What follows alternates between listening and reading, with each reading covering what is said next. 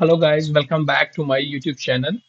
आज हम ना एससीपी की एक सीरीज स्टार्ट करने जा रहे हैं सर्विस कंट्रोल पॉलिसी की। मैं आपको बता दूं, ये बहुत ही ज़्यादा इंपॉर्टेंट है, बहुत ही इंपॉर्टेंट। आप ऐसे कह सकते हो कि जितने भी लोग लार्ज ऑर्गेनाइजेशन या इंटरप्राइज ऑर्गेनाइजेशन में काम कर रहे हैं, उनके अगर आप एडब्ल्यूएस क्लाउड पे काम कर रहे हो तो ये मस्ट है आपको आना, राइट। तो ये जो पूरी सीरीज होगी, ये मैं कोशिश करूंगा हर वीक या हर दिन एक वीडियो अपलोड करूंगा। और उस वीडियो में मैं कंडीशनल लगाऊंगा। कंडीशन का मतलब जो रियल वर्ल्ड में जो प्रॉब्लम हम लोग फेस करते हैं, उस प्रॉब्लम को हम रिजॉल्व करेंगे। तो इसलिए इस वीडियो की सीरीज को आप लाइक एंड सब्सक्राइब करिए। और ये बहुत ही इंपॉर्टेंट होने वाली और इंटरेस्टिंग होगी। कंप्लीटली डेमो है, राइट। थ्योरी बहुत थोड़ा सा होगा जिस पे हम समझेंगे, और हम डायरेक्टली उसके बाद जंप कर जाएंगे आपके है प्रैक्टिकल पे। ठीक है, तो चलिए आगे चलते हैं, देखते हैं एसएपी क्या होती है। सेंट्रलाइज कंट्रोल और restricted, right.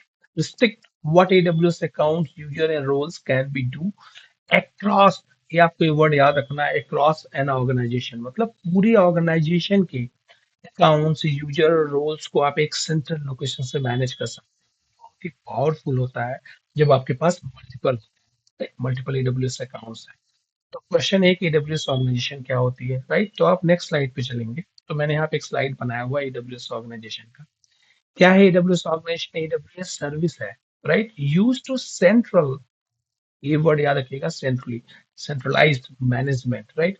Multiple AWS account from one place, मतलब आप एक ही जगह से, अगर आपके पास 1000 2000 जितने भी आपके पास एडब्ल्यूएस अकाउंट्स हैं, उनको अगर आपको मैनेज करना है तो आप इजिली मैनेज कर सकते हैं, राइट। ढेर सारी पॉलिसी आती है। जब आप एडब्ल्यूएस ऑर्गेनाइजेशन के अंदर जाएंगे, पॉलिसी वाले टैब पे क्लिक करेंगे, हम लोग देखेंगे लाइव, उसमें कई तरह की पॉलिसीज आती है। एससीपी की आज हम बात करेंगे, राइट। उसमें ढेर सारी है।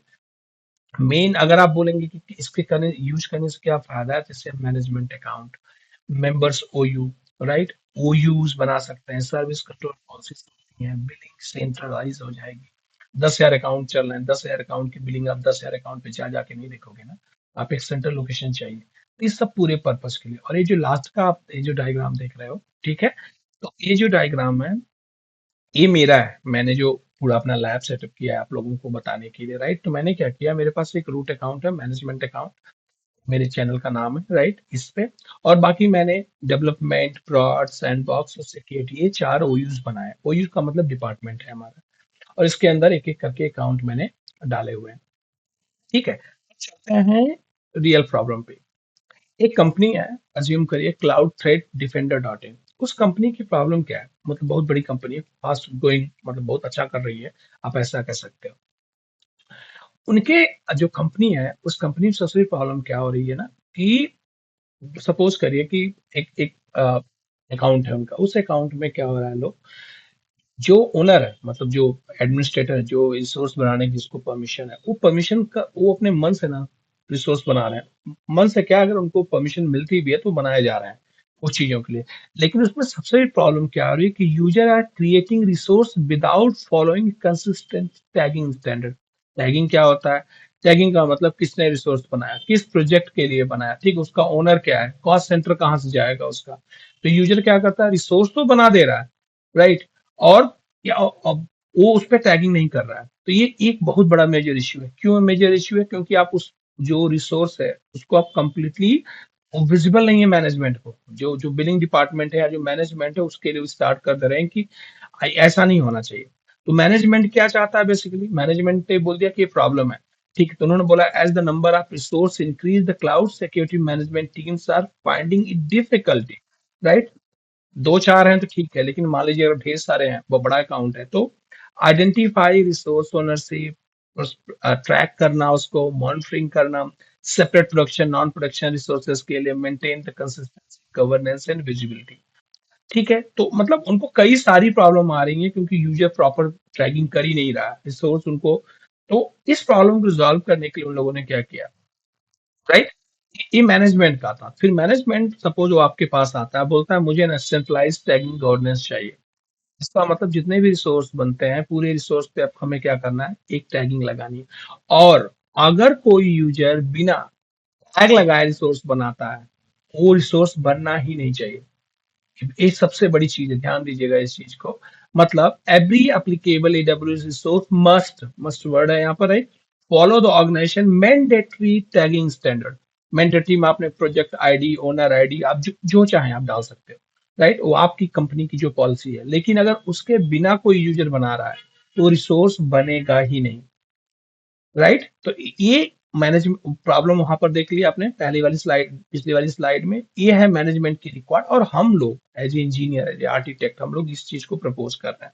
क्या प्रपोज किया हम लोग एससीपी के थ्रू क्या करेंगे, टैगिंग पॉलिसी लगाएंगे। उस पॉलिसी में क्या होगा, अगर आपका रिसोर्स उस रिक्वायर्ड प्रोजेक्ट आईडी के, सपोज हमने प्रोजेक्ट आईडी लिख दी, अगर आप नहीं डालोगे तो ये रिसोर्स बनेगा ही नहीं, राइट। चलिए इसको अब डेमो करके देखते हैं, और ये बहुत ही इंपॉर्टेंट और बहुत ही इंटरेस्टिंग होने वाला है। ठीक, तो इसके लिए मैं क्या करता हूँ, मैं चलता हूँ अपने AWS पे, ऑर्गनाबाद, मतलब जो हमारा मेन अकाउंट है जिसपे हमारा ऑर्गेनाइजेशन बनाया हुआ है। तो AWS ऑर्गेनाइजेशन पे आप क्लिक करिए, यहाँ पर मैं आपको अपना पहले सेटअप दिखा देता हूँ।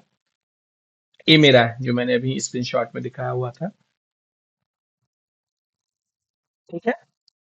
और ये रहा, ये रूट अकाउंट हो गया आपका। रूट अकाउंट का एक्सपेंड करिए यहाँ पर, ये मेरा अकाउंट है मैनेजमेंट का जो मैं आपको बताया था। ये सिक्योरिटीज के अकाउंट है हमारा, ये सैंडबॉक्स अकाउंट है, इस पर प्रैक्टिस करेंगे हम लोग, ये फ्रॉड और ये नॉन फ्रॉड, राइट। आप पॉलिसीज वाले सेक्शन में आप जाइए, यहाँ पर पॉलिसी वाले सेक्शन में आप जाने के बाद आप देखेंगे यहाँ पर सर्विस कंट्रोल पॉलिसी। तो ये है सर्विस कंट्रोल पॉलिसीज, राइट। हम सर्विस को कैसे कंट्रोल करें।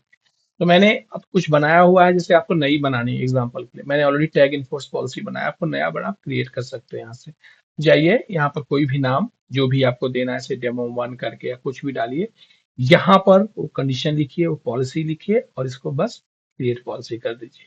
ठीक है, तो चलिए इसको हम देखते हैं। मैंने एक पॉलिसी ऑलरेडी बनाई हुई है। अगर मैं एससीपी के अंदर जाता हूँ, टैग इनफोर्स के अंदर आइए यहाँ पर, और यहाँ आने के बाद आपको क्या करना है, ये है मेरी टैग इन्फोर्समेंट, लेकिन मैंने टारगेट सेट नहीं किया, मैं आपके सामने करेंगे।